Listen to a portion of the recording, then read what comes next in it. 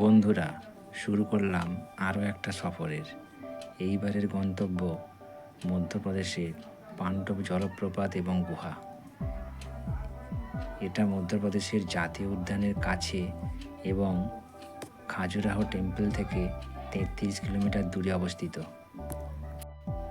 Khajuraho temple থেকে 1টা নাগাদ আমরা বাইক স্টার্ট দিই আর এইখানে পৌঁছাই দুপুর 2টো নাগাদ। ঠিক ডান দিকেই টিকিট কাউন্টার, 50 টাকা পার পারসন। আমরা টিকিট কেটে ভেতরে প্রবেশ করি। পার্কিং প্লেসটা ভেতরে। কথিত আছে মহাভারতের পাণ্ডবরা পাশা খেলায় হারার পর দুর্যোধন ওনাদেরকে 12 বছর বনবাসে পাঠিয়েছিল। তার মধ্যে ছিল 1 বছর অজ্ঞাতবাস। সেই সময় ওনারা নাকি এইখানে ছিল। সেই হিসেবেই এখানকার নাম হয় পাণ্ডব ফলস অ্যান্ড কেভ। উপর থেকে দৃশ্যটা ঠিক এইরকম।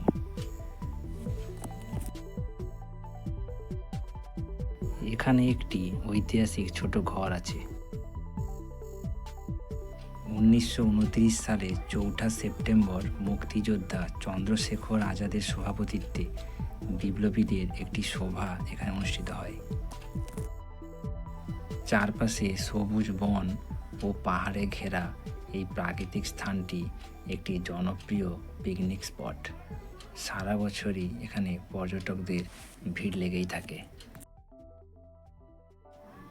উপর থেকে জল পড়ে যে দিঘির মতো একটা অংশ সৃষ্টি হয়েছে, তার জলটা দেখলাম বেশ ঠান্ডা এবং পরিষ্কার। এই জলে ছোট বড় যথেষ্ট পরিমাণে মাছের দেখা পেলাম।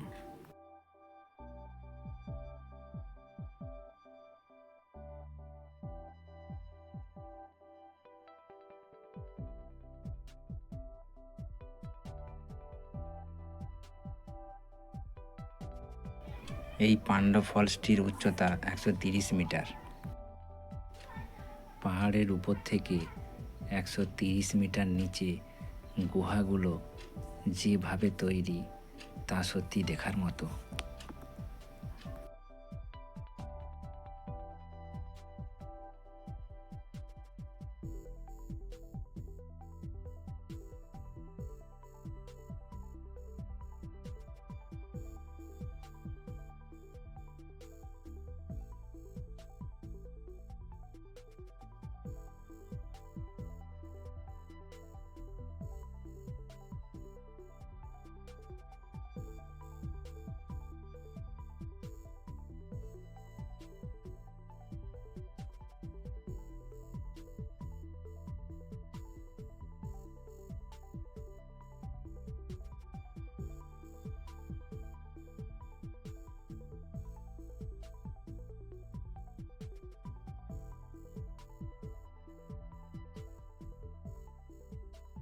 ওই উপর থেকে নেমে ঘুরে এসে ছবিগুলো তোলা।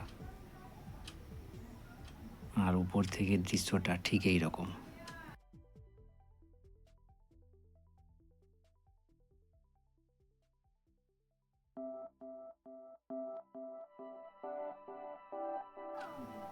এই পাণ্ডব গুহার সামনে উপর থেকে চিয়ে চিয়ে যে জল নিচে পড়ছে, কয়েকজনকে সেই জল বোতলে ভরে খেতেও দেখলাম। প্রকৃতির কোলে মনকে পুরো বিশ্রাম দিতে এইরকম একটা জায়গা কয়েক ঘন্টার জন্যে ঘুরে দেখার পক্ষে আদর্শ। কথিত মহাভারত তথা ইতিহাসের কিছুটা অংশ ছুঁয়ে দেখলাম, অনুভব করলাম। একটা অনন্য অনুভূতি স্মৃতিতে রাখলাম।